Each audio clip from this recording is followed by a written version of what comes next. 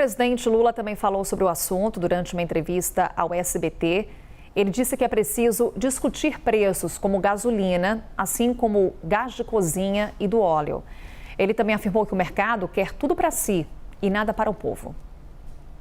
E eu tenho um compromisso, é importante, eu não esqueço. Eu tenho um compromisso com o povo brasileiro, que é de reduzir o preço da combustível, o preço da gasolina, o preço do gás de cozinha e o preço do óleo diesel. A gente não tem por que ter um preço equiparado a preço internacional, porque nós somos autossuficientes na prospecção de petróleo. Então, essa discussão tem que ser feita, sabe? Se eu for atender apenas a choradeira do mercado, você não faz nada, porque o mercado, eu vou contar uma coisa para vocês. O mercado é um rinoceronte, um dinossauro voraz. Ele quer tudo para ele e nada para o povo. Será que o mercado não tem pena das pessoas que passam fome? Será que o mercado não tem pena de 735 milhões de pessoas que não têm o que comer? Será que o mercado não tem pena das pessoas que dormem na sarjeta e no centro de São Paulo, no Rio de Janeiro? Será que o mercado não tem pena das meninas com 12, 13 anos que às vezes vendem o corpo por causa de um prato de comida? Para falar aqui com o Pedro Duran e com a Basília Rodrigues sobre esse assunto. Pedro, vou começar com você para a gente trazer um pouco e entender o que está acontecendo nesse movimento de mudanças dentro do Conselho da Petrobras. O que significa o Ministério da Fazenda voltar a ter uma cadeira no Conselho? Significa uma interferência de mais um agente político por parte do governo federal em um grupo que decide os rumos da maior companhia petrolífera do país. De fato, já há ali um número de cadeiras para o governo, isso não vai mudar. A gente tem hoje 6 cadeiras que são do governo, portanto, maioria nos 11. E trocar um articulador de Rui Costa por um de Fernando Haddad, ou um de Alexandre Silveira por um de Fernando Haddad, em eles falando a mesma língua, não muda nada. O que muda é se Haddad, com esse conselheiro, conseguir implementar uma agenda mais semelhante à agenda de Jean Paul Prates, que é uma agenda mais pró-mercado do que a gente tem assistido por esses conselheiros do governo. O Haddad é mais simpatizante dessa linha de raciocínio que tem uma reflexão sobre as ações do mercado e os impactos disso no mercado. Então essa é a demanda que pode alterar a configuração do Conselho. Eu estava conversando com um conselheiro agora que estava me dizendo sobre essa fala do Lula, para se ter uma ideia de como pegou mal, né, a fala do Lula. De que será que o mercado não percebe as pessoas que têm fome, os bilhões de dividendos? E ele me dizia assim, e será que as emendas do Congresso Nacional, que também são bilhões e bilhões, não poderiam ajudar a salvar a fome das pessoas?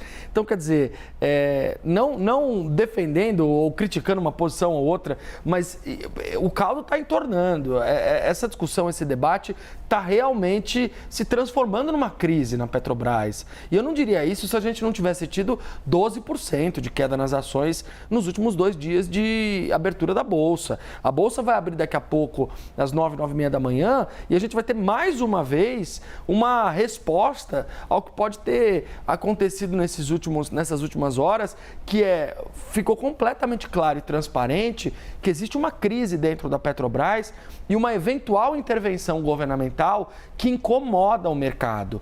É assim que os conselheiros dos bancos, dos fundos, dos acionistas minoritários estão enxergando esse movimento como uma intervenção por parte do governo federal, Carol. Inclusive, daqui a pouquinho, Débora Oliveira vai estar aqui ao meu lado trazendo um pouco da movimentação das ações da Petrobras no mercado nos últimos dias. E aí, usando uma expressão do mercado, Basília, te pergunto, a política já precificava esse movimento do governo Lula com relação à Petrobras?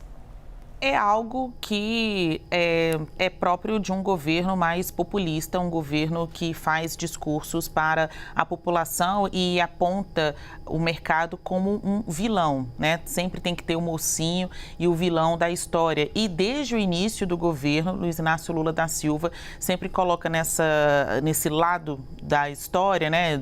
De ser o vilão, o mercado, o Banco Central, investidores que querem fazer pressão sobre as decisões do governo. Acho que a gente tem aí uma empresa das mais importantes do país, se não a mais importante, a Petrobras, em que o sócio controlador, que é o governo federal, que é a União, sente que não tem exatamente o controle. Nos últimos tempos, esta camada de sócios minoritários tem feito muito barulho lá dentro e empurrado o governo contra a parede, ainda que o governo tenha o maior número de cadeiras no Conselho de Administração. Estas mudanças, né, vem aí um novo conselheiro, indicação pelo Haddad, é para o governo reiterar que, como sócio controlador, ele quer, obviamente, ter o controle e vai esticando a corda para saber o quanto isso pode aumentar, fortalecer o seu poder lá dentro ou acabar prejudicando exatamente a ponta final, que são as pessoas, né, a população brasileira. Hoje o governo tem como mantra dizer que a Petrobras não deve agir em função dos seus acionistas, não tem que decidir somente em função dos seus acionistas, mas claro, colocando-se como um acionista também, o governo federal, esse discurso é sobre os outros, né? A ideia é manter uma empresa forte para que ela continue correspondendo assim para todo o país e não somente para essa questão de mercado societário.